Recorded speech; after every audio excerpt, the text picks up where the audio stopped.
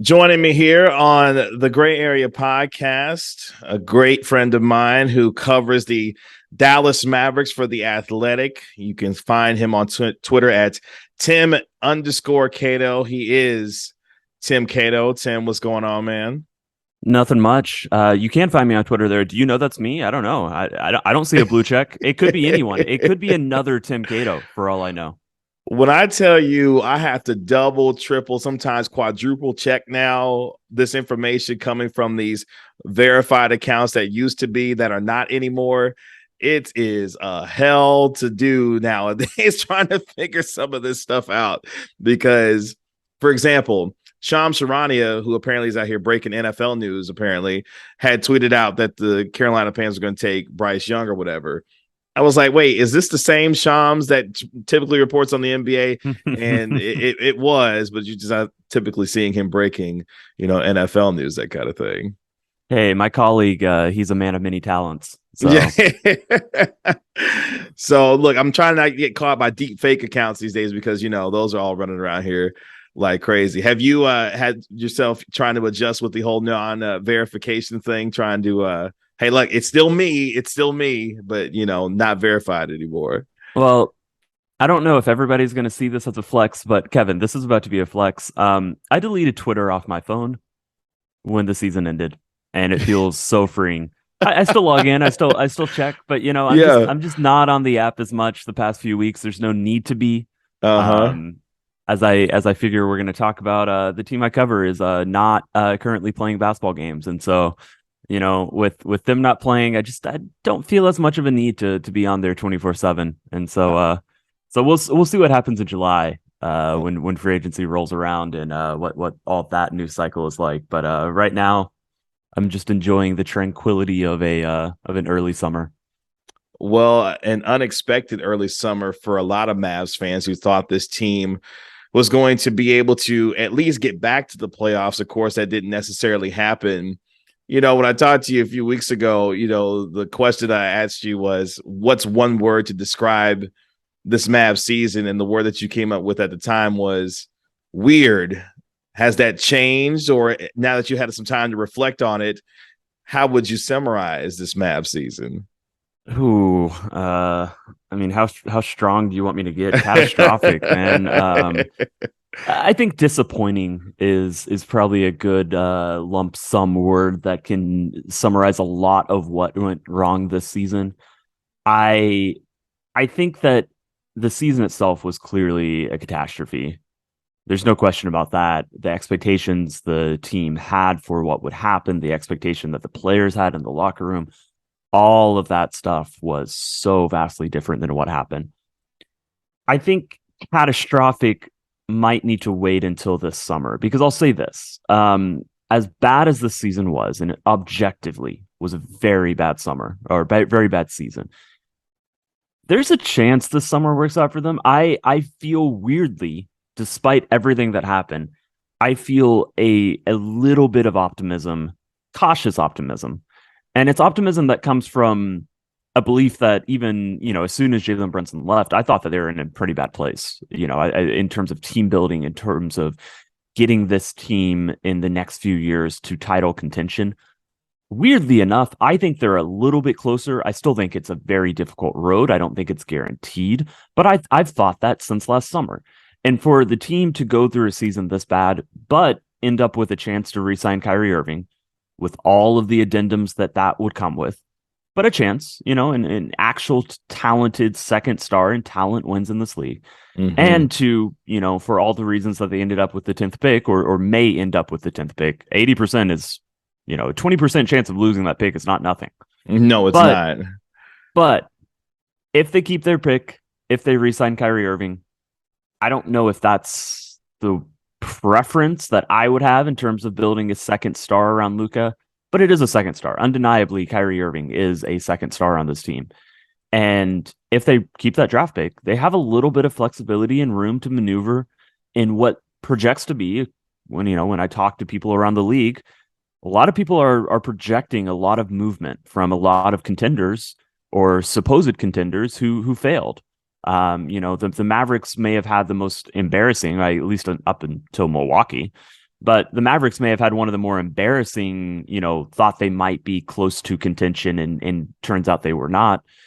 But a lot of teams are in the same boat. And I think there is going to be a lot of player movement. And when there's a lot of player movement, that means that a smart front office can capitalize, can get some players that, if you just go by assets alone, if you just go by cap space and the who the Mavericks could trade, the 10th pick, if you just go by all that, the Mavericks aren't going to be a contender. But maybe in a summer of a lot of movement, there's chances to do, for a couple smart moves that really puts this team in a vastly different place than they were last season.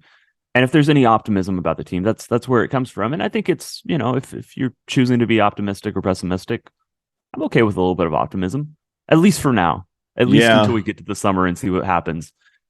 And then if things don't go well, I reserve the right to say this team is not close to title contention, not any closer to title contention than they were when they started this year.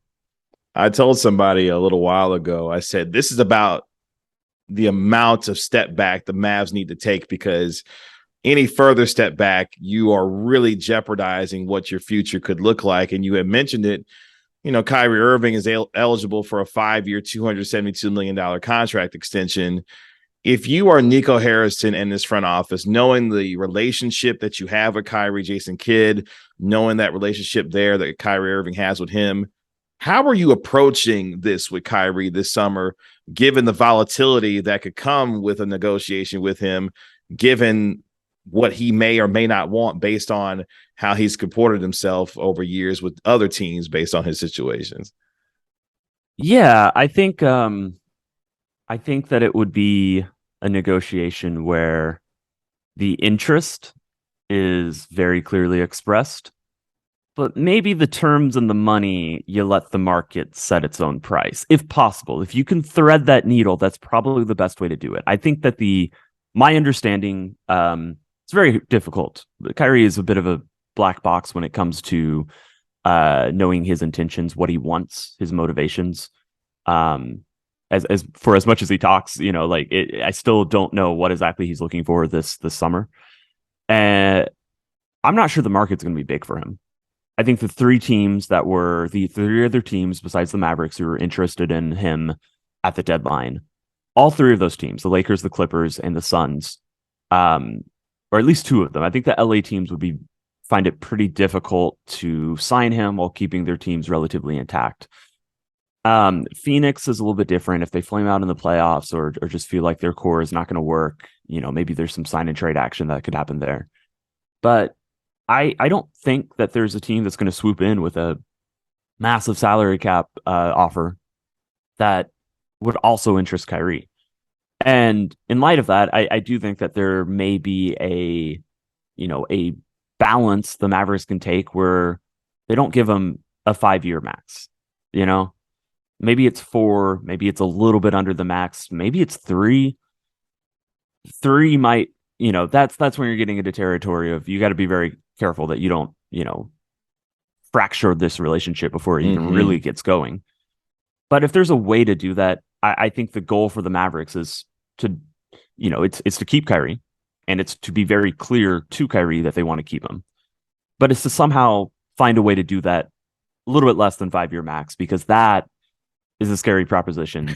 I think, signing up pretty much all of Luka's future, foreseeable future with this team, with a player who doesn't always stay on the court for reasons that are entirely his own making. So I think that's the concern. I mean, also, like, Kyrie's 31 and he's had injury history. There's absolutely concerns here. But when they made that trade, they committed to at least a few years of Kyrie and Luka together.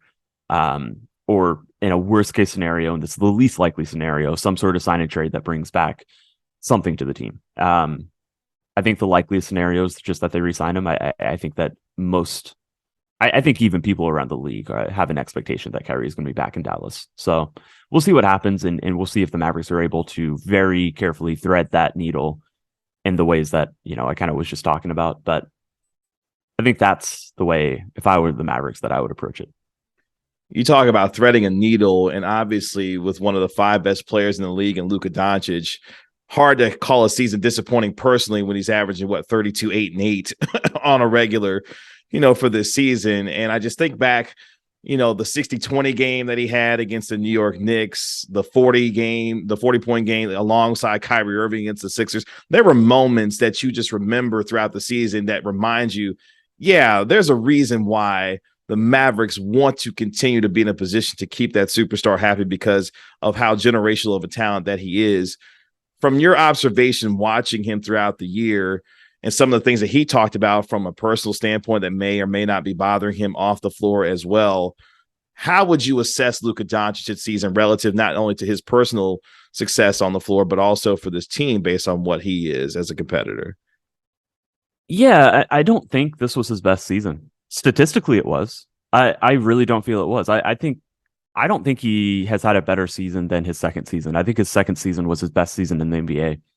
It was the one where he was most consistently in shape. It was the one where he most consistently tried on both ends. He was unstoppable getting to the rim, even if he hadn't really debuted the mid-range game and all the, all of the tricks and all of he wasn't as, he's always been a transcendently tricky savant type player who can, fake people out and throw these magnificent passes.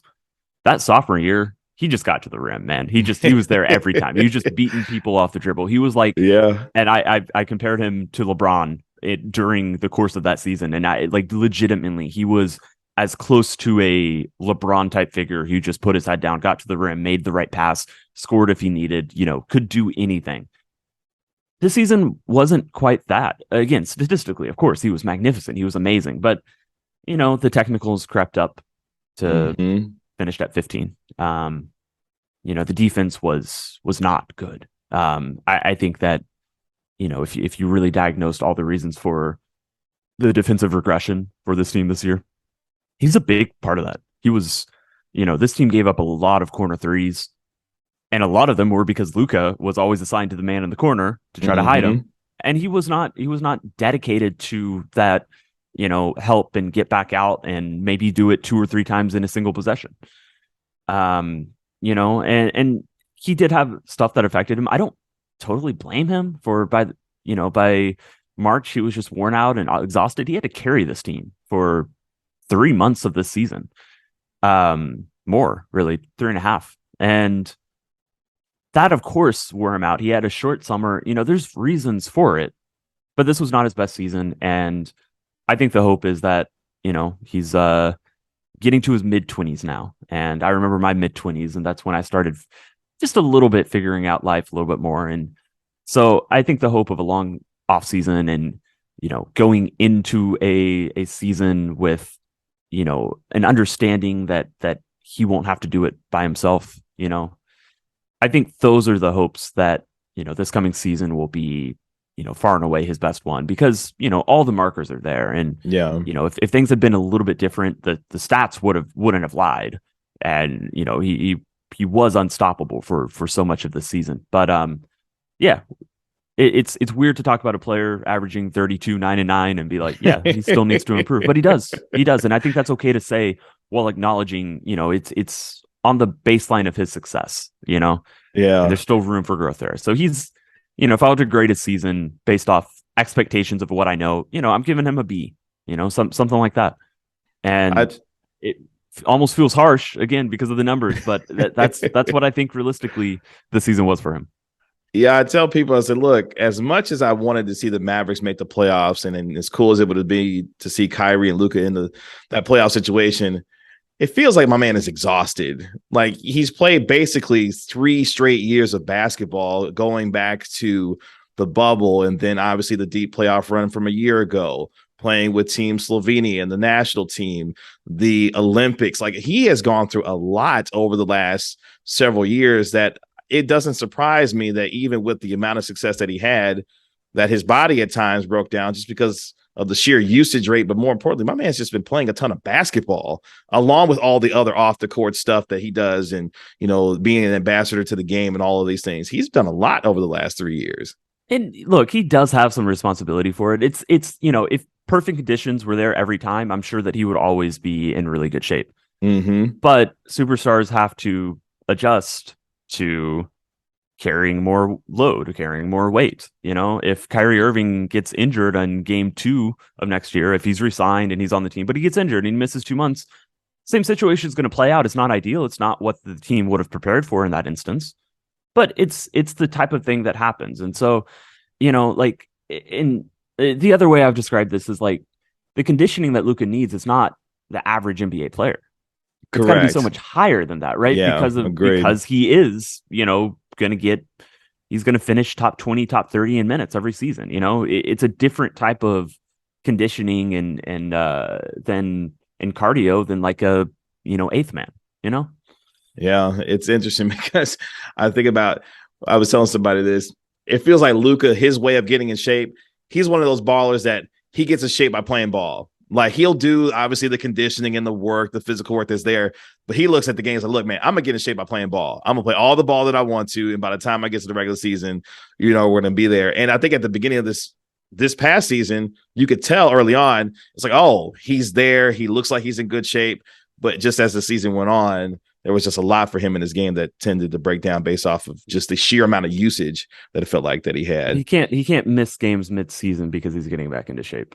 Agreed. And for the team that was around him, I think one of the most polarizing aspects of this season had to surround a guy who on draft night was traded for and then ultimately became what was the poster child for why Jason Kidd's decisions were this, why they were that, how come he didn't play more versus what he was producing. And of course, I'm talking about Christian Wood. Just before we get to some of the mechanics of how all this worked out for him this season, have you covered a more polarizing player for the Mavericks in recent memory than Christian Wood, given all the fanfare that he received, positively, negatively, or otherwise, based on what they thought he was going to be for this team? I don't think so. Monte Ellis was pretty polarizing. Chandler Parsons was pretty polarizing. Yeah. I thought Mavs fans thought Chandler Parsons, for the most part, was bad. And I think a lot of that came from his unreliable injury stuff. He was a really good player when he was healthy for this team.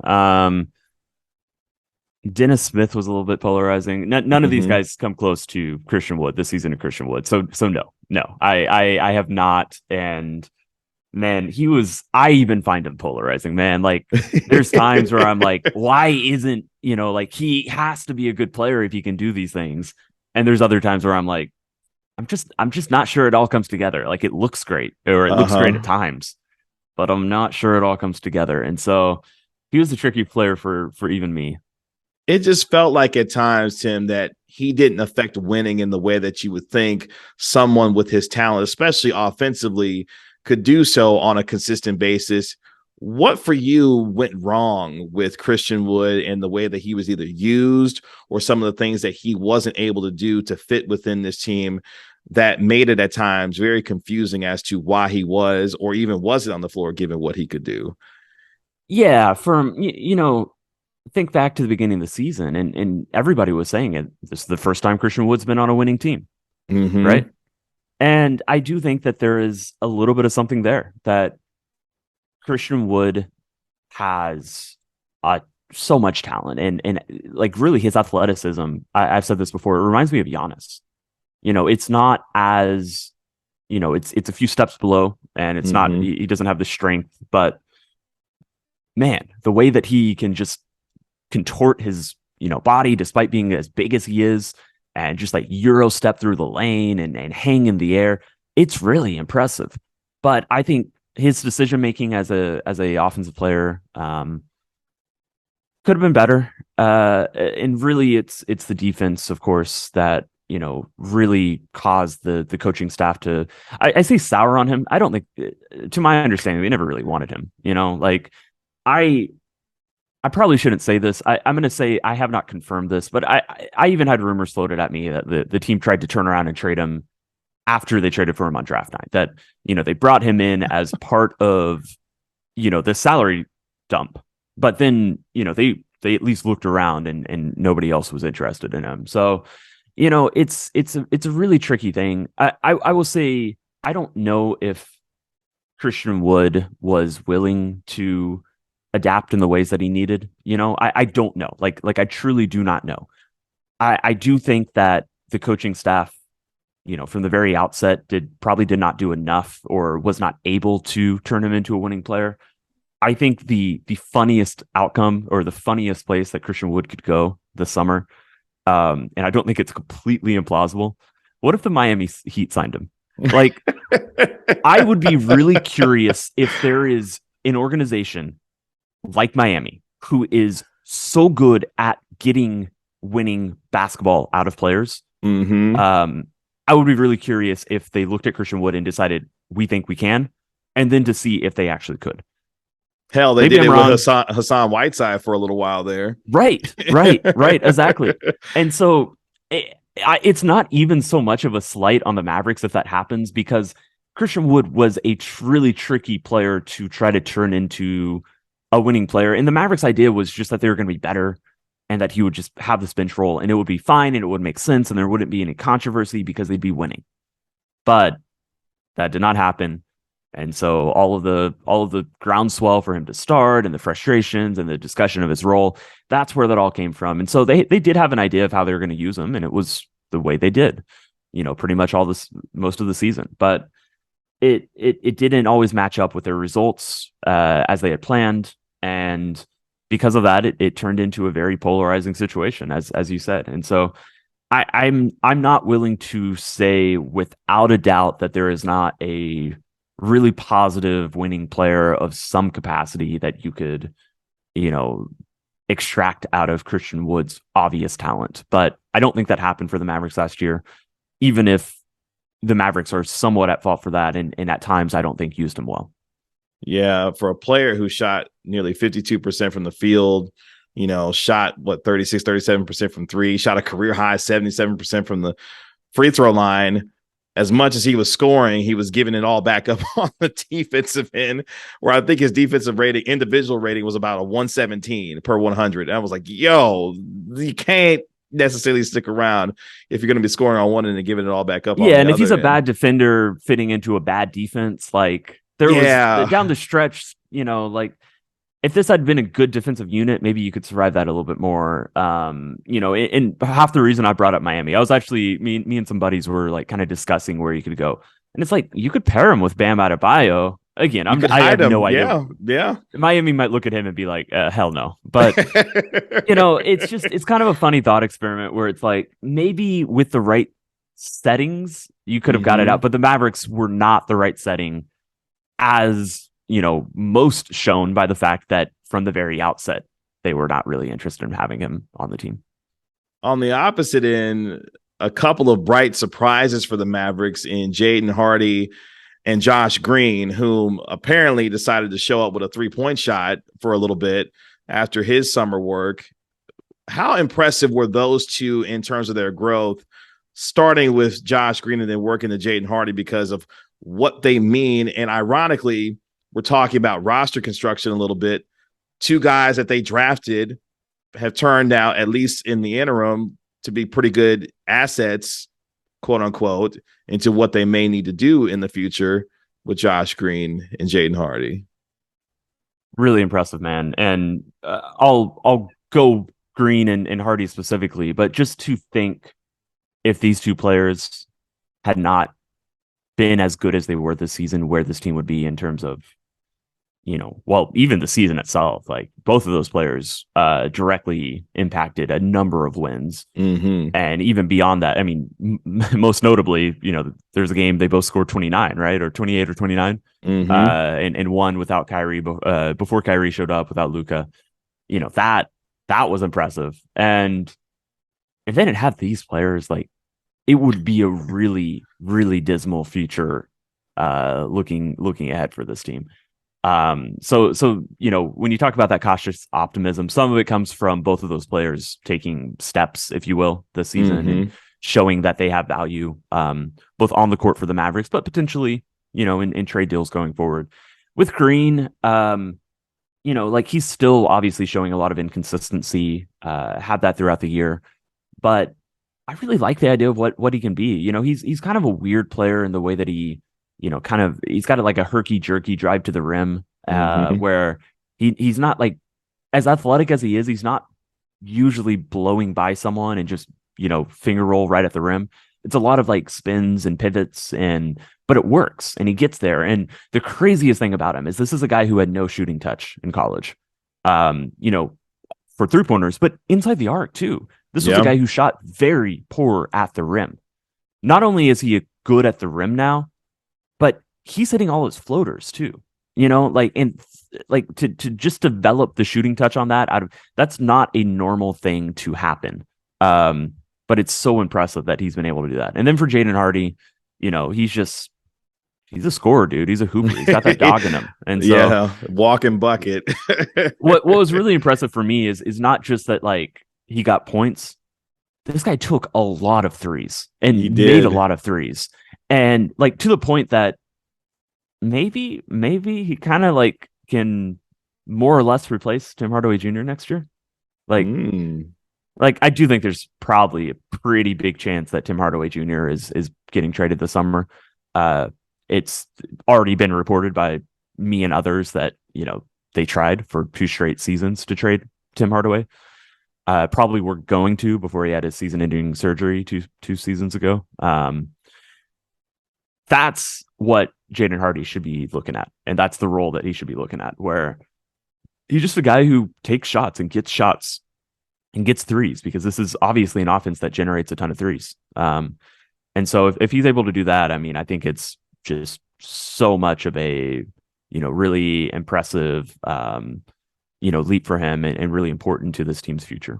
I love his fearlessness. I mean, there is not a shot he won't take. There isn't a drive he won't try to finish at the rim with. And I think that for him is something that you can work with that. I can help you, develop a jump shot a little bit better. I can help you get a little more consistent. But to have that kind of fearlessness in year one, that was one of the favorite things I watched about him throughout the course of the year. As we start to finish up here, obviously a lot of decisions for this team. We'll get to Jason Kidd here in just a little bit.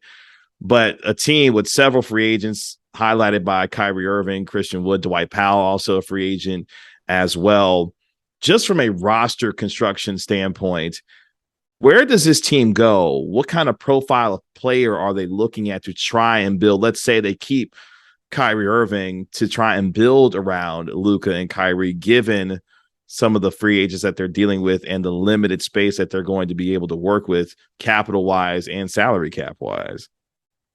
I mean, any good defender who's 6'8" and above, whether that's a wing, whether that's a big, it's almost as simple as that, man. It's they got to get more defensive talent in here. And, I think that a modern NBA defense is really anchored by your big wings. Yeah. And Dallas had one of them in Finney Smith, and he's now gone. And they just don't have those defensive anchors, those really versatile, do everything guys. So I think they really need players like that. Clearly, their big man rotation wasn't good enough either. I think that's, for the second straight summer, I guess that's probably something to address as well, since JaVale McGee clearly was not the answer. So how they go about doing that, like I said, I think it's really hard to predict, because I don't think this is just going to be a team that makes a free agency signing and drafts a pick. It's going to be really like 2 months out from free agency beginning. It's just so hard to predict what type of player movement is going to be out there. But I would be very surprised if this team isn't involved in probably more than one trade. And they've got contracts that they've got to try to move. You mentioned Tim Hardaway Jr. Think about Davis Bertans, how you move off of that contract possibly. A lot of things that they'll have to do to try and figure it out.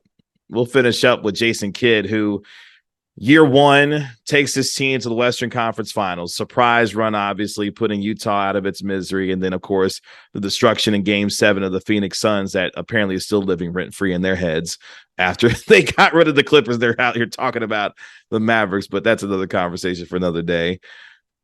Jason Kidd and this coaching staff, there's been reports that Greg St. Jean, offensive assistant for this team, will no longer be with this team this upcoming season as they look to shake up their coaching staff a little bit. Where are you with Jason Kidd and what happened this year? Obviously, the quote of the year no one's dying, is going to be living in infamy forever with him. Where are you with Jason Kidd and this team going forward with him? I think that he had a bad season. I don't think that he helped the team on the court, at least in the ways that we could see. I think that was most obvious in close games and clutch situations. There's been an argument that I've heard, or I kind of believe, that this team really does what Luka wants, especially in situations like that. That, you know, maybe there isn't a coach out there who can get him, get Luka to not want to take that left-sided step back three, if it's a final shot situation. Maybe that's true. But if Jason Kidd was brought in to get the most out of Luka Doncic, and he is functionally a player's coach. Nobody is confusing Jason Kidd with, an X's and O's, like 1% guy, like that is, he's not a tactician in that way. He's not known as a tactician. That's not his number one strength as compared to other NBA coaches. It's player management. And if player management, Jason Kidd, still led to not getting the most out of Luka Doncic, like that is, I think that's a valid concern. I think that's something to look at. That said, it also could be a situation where Jason Kidd is kind of a, what's the right way to say this? Maybe like a one track coach, where we saw how successful he was that first season, and maybe in the right circumstances, he can be a really successful coach. And if Mavericks just get back to that place, once again, he'll be successful. It could just be that he's very bad at salvaging teams that are not playing or going in the direction that, he expects them to. And I do think that's a mark on the coaching acumen of somebody. The best coaches in the league have adapted to many, many different situations and, figured out ways to make the team better. But with the understanding that he's coming back, and there's no question about that. He will be the head coach of the Dallas Mavericks next season. I think the hope is that it's some combination of, if there is somebody who's going to get more out of Luka Doncic, it starts with Luka Doncic deciding that he's ready for that. And maybe this summer is the summer he decides he's ready for that. And thus Jason Kidd is able to get the most out of him this coming season. And then add to that, if this team is closer to the team that Jason Kidd envisions and wants to coach, that his coaching will be more effective, will be more of a clear positive that we can see, if this team is able to be that. They're two pretty big ifs, if you ask me. But I think that's where the ideas come from, the optimism comes from. And, whatever else we think of Jason Kidd as a head coach doesn't really matter in terms of whether he's going to be here or not. He will be. And so, I'm more moving on at this point to analyzing, how or how not his third season with the team can be more successful and what it would take. Well, he challenged his superstar quite a bit over the first now couple of years. We'll see how his superstar responds with another offseason to get himself ready for this team. Last one, what's your overarching prediction this summer, whether it be team makeup wise or something that's on your radar that you are paying close attention to, especially once the playoffs ends and we really get deep into the free agency period? Or May 16th, obviously, is a date that looms large for Mavs fans to see if the 10th pick remains or better with the Dallas Mavericks. Obviously there's a bunch of things I'm looking at. I think let me give you some rapid fire predictions. I think Kyrie's back. And I think it's a 4-year deal, a little bit less than a max. I think the team is involved in like 3 different trades. One of them including the draft pick that I'm just going to assume they keep. If they don't, oh boy. But I think there's going to be multiple moves that are made this summer. And I think the summer is going to end and people are going to be excited about a different looking Mavs roster. But I'm not sure that they're going to be certain they have they've done the retooling in the perfect way. Yeah. It It's a may be lot a to situation. retool. Yeah, there's a lot to retool, and it may be like, okay, these are a bunch of good steps in the right direction, but oh boy, is this going to take more moves coming, like even further down the road? It may Because be the one of clock those is ticking. situations, but The clock yeah, is ticking. but there's my As prediction. Okay. Well, it's going to be a busy offseason for the Mavericks nonetheless. As I mentioned, May 16th is the date that looms largest for Mavs fans because whether or not the Knicks are able to get the Mavericks pick, I'll say this, it'll be the funniest thing, low key, if that pick comes in and it's number 11 and it goes to the Knicks. And of course, who will be waiting for it? Jalen Brunson and the New Oh, that'll York be high Knicks. key funny.